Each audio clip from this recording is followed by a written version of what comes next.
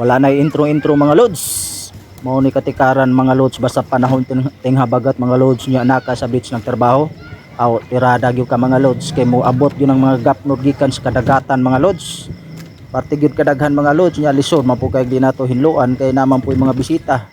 Mao nang tabangan gyud namo tanan mga lods sa taga Uraya groups mga lods. Tirahan gyud nato ni mga lods kay grabe pong sagbuta. Daghan kay silupin mga lods ingani gyud ni mga lods basta magtrabaho ka og isa ka resort.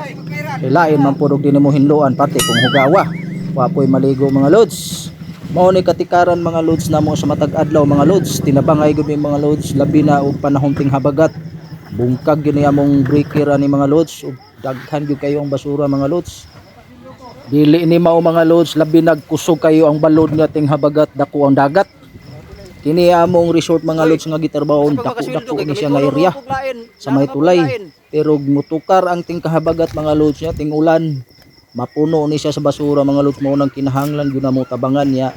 Di mano sa mi mga lods kini sang ligid nga sudlanan sa basura kay among truck na daot pa pud mga lods. Ingani kataas mga lods pero panahon ting habagat puno gyud na siya.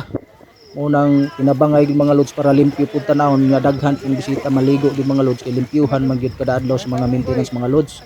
Tapos sa mo pong tabangan lifeguard, maintenance, basig unsa nga departamento mga lods tinabangay gyud mga lods basta panahon na ingani nga mga basura kadaghan mga lods.